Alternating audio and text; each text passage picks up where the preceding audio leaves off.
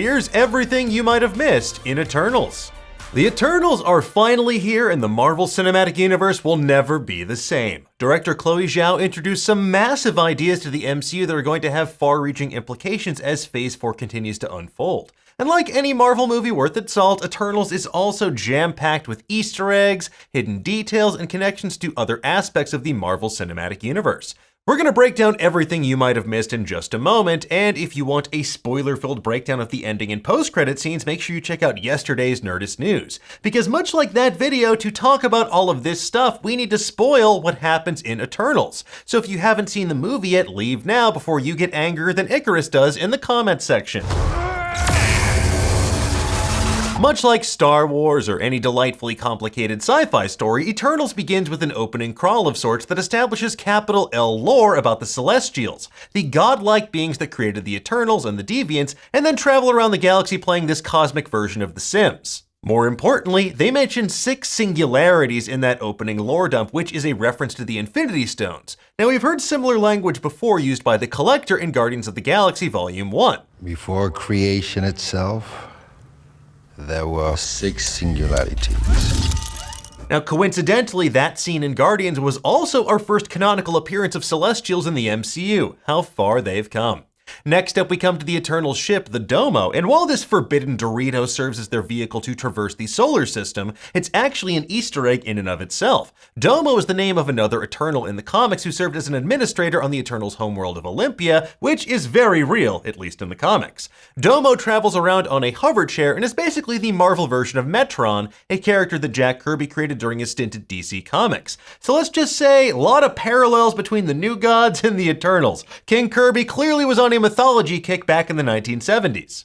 Now, as we transition from the Eternals' first appearance in Mesopotamia to modern day, we see the dagger or spearhead that Cersei turned blue and gold back in 5000 BC is now on display at London's Natural History Museum. Cersei works there as a curator and educator alongside Dane Whitman, a character many comics readers know better as the alter ego of the Black Knight. While Cersei does eventually romance Dane in the comics, this also mirrors a flirtatious relationship that Cersei had with a human professor, which unfolded in multiple Eternal stories, both in the original Jack Kirby run and the 1980 series. For Dane's birthday, Cersei gets him a ring bearing the Whitman family crest, which, as confirmed by tie-in merchandise, bears the symbol of the Black Knight from the comics. And speaking of the Whitman family, later Dane is told to reconcile with his uncle, which is a sly reference to Nathan Garrett, who wielded the Ebony Blade as a super-villainous version of the Black Knight who joined the Masters of Evil. And towards the end of Nathan's life, he made amends with his nephew and gave him the cursed weapon so that he could bring honor back to the Black Knight mantle once more. Now, Cersei claims she bought this ring on eBay, but considering back in Eternals number 4 she actually met Merlin, the guy who helped forge the Black Knight's sword, the Ebony Blade, it's entirely possible she's had it since the days of King Arthur, who's also referenced later in the movie when Thena's practicing her sword fighting skills with the legendary blade Excalibur. Although Cersei was once married to Icarus in this movie, in the comics she eventually chooses Dane Whitman to be her Gonjosin, the Eternals' term for their chosen life partner which binds their souls through a psychic bond, but sadly can't turn them into a giraffe. Moving on, after the earthquakes, we see a news report from WHIH UK, which is the UK-based branch of the WHIH news network from Iron Man 2, The Falcon and Winter Soldier, and WandaVision. Moving on, we get a taste of the Eternals' magical history tour, and their stint in Babylon is particularly packed with Easter eggs. As we've explained in previous trailer breakdowns, we see the Eternals defending Babylon's Ishtar Gate from the Deviants. Later, Sprite weaves tales of Gilgamesh and Enkidu with her illusory powers, and as we'll see, she is responsible for many myths across human history. Except, of course, for Shadow Warrior 2, because that's all Kingo, baby! Now back to Babylon, we see the Eternals decide to hide their ship beneath the legendary Hanging Gardens, one of the 7 wonders of the ancient world. And Babylon also plays a major role in the Eternals comic, The Herod Factor, which includes some shocking reveals about Thena and Crow. You know, Crow, the evolving deviant who's menacing our heroes in this movie? Well, in ancient Babylon, a crowmance blossomed and they eventually had children together who were then targeted by deviants for assassination in the Herod Factor. It's not exactly mentioned outright in Eternals, but it does give a new subtext to Crow and Thena's creepy encounter in the cave towards the end of the film. Now, speaking of Thena, throughout the movie, she is suffering from a condition known as Mad Weary, which first afflicted Cersei in the comics in Avengers 361 and caused the Eternal turned Avenger to begin acting rather strangely. Icarus explained it like this: how much experience could a being absorb? How much living before the weight of years proved too much and crushed the soul? How long before the mind wearies of living and can do it no more? And he also says the Unimind, or brainstorm, which our heroes formed to stop Tiamat at the movie's climax, was also intended to delay Mad Weary from taking hold. Moving on, let's touch briefly on the multiple references to superheroes both from the Marvel Cinematic Universe and from DC Comics as well. Dane talks about Doctor Strange, Kingo mentions that Thor used to idolize him as a kid, and they all discuss the Avengers and Steve Rogers being gone. And while Icarus mentions that he could lead the Avengers, Cersei is actually the most prominent member of the Eternals who actually joins Earth's mightiest heroes. And speaking of Steve Rogers, we see another brief reference to Captain America on Kingo's plane, where the shield Steve Rogers used during his days on the USO tour before acquiring his vibranium shield is hanging on the wall. And as for vibranium, well, sadly, it didn't make it into the fall collection at IKEA, much to Phastos' chagrin. Back to that dinner in Australia, though, Gilgamesh describes Kingo's valet like Alfred referencing Batman's butler. And later in Chicago, Phastos' son compares Icarus to Superman, even though he's really more like Homelander or Omni-Man if we're being honest. And speaking of that meeting with Phastos' family, the embarrassed Eternal explains that Icarus and Cersei are his college friends Isaac and Sylvie. Now, in the comics, Cersei did go by Sylvia for a time, whereas Icarus hilariously disguised himself as Ike Harris, which is... what a name! Not as stupid as Blackagar Boltagon, but still pretty damn close. Moving back in time for a second, I want to talk about a location that is crucial to the Eternals comics and is teased momentarily in scenes in Tenochtitlan in the 1500s. I'm talking about the city of the space gods. In the Eternals comics, this is basically the hidden base of the Eternals, where they're able to make contact with the Celestials, and it plays a major role in the very first issue of the Eternals series. Although it's based in the Incan Empire in Peru in the comics, we see the city of the space gods teased through carvings on the wall inside one of the Aztec buildings in the movie. Now, speaking of those space gods, we do see a number of Celestials appear in this film, and they rule. Most prominent among them is Arishem the Judge, the leader of the Celestials, voiced by the amazing David Kaye. And during Arishem's explanation to Cersei, we see several more. And while I need to go through it frame by frame to be certain, I believe they are Nizar the Calculator, Jemiah the Analyzer, and Tefral the Surveyor, going based off their coloration and design as compared to the comics. And last but not least, we do see Tiamat, who comic book readers better know as the Dreaming Celestial.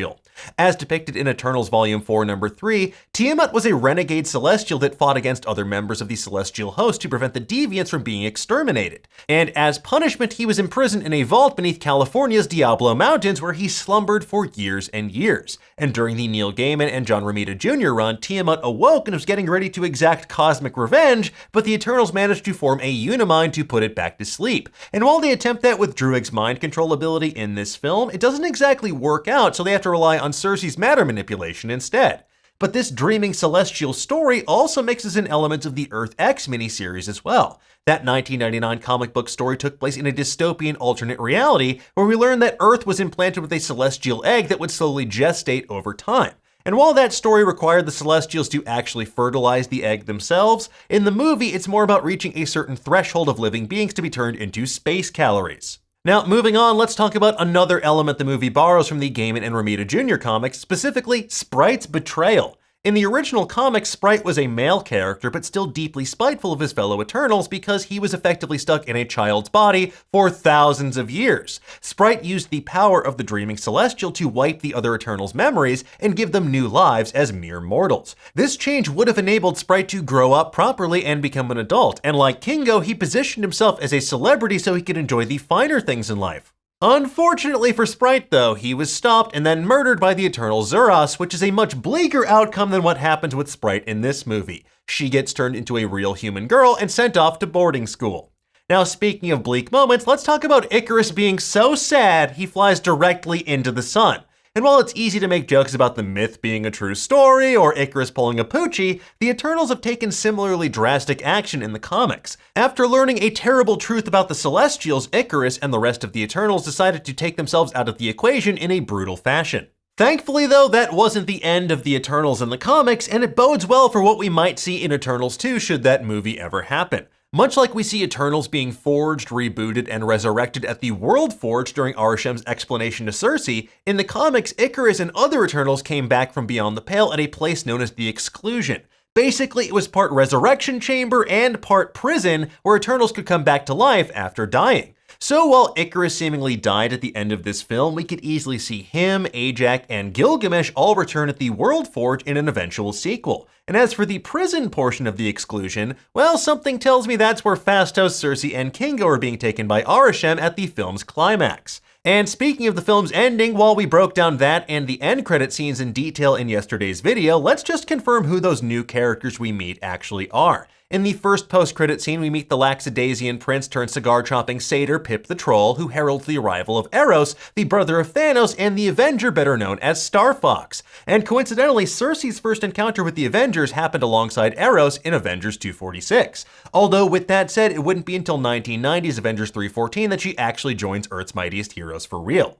And last but not least, in the second post-credit scene, we see Dane Whitman debating whether or not to unsheath the ebony blade and wield this cursed weapon to accept his birthright and become the Black Knight. Before he can do so, he's stopped by a mysterious voice off-screen, which, as confirmed by Chloe Zhao, is none other than Mahershala Ali as Blade. And while we know that Blade is coming to the MCU eventually, this is his first appearance since Ali's casting was announced at Comic-Con.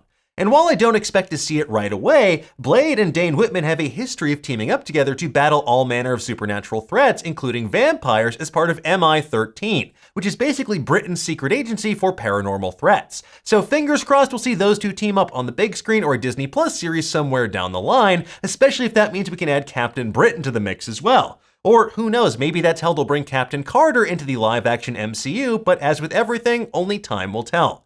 Anyway, folks, there you have it. That's everything we spotted in Eternals. We'll do another deep dive when it's finally available on digital and Blu-ray, but in the meantime, we've got plenty of other Eternals goodness for you on Nerdist.com. For now, though, tell us, what did you think of Eternals? Did you spot anything that we missed? Let us know in the comments below, and for the latest and greatest in the world of pop culture, stay tuned to Nerdist.com.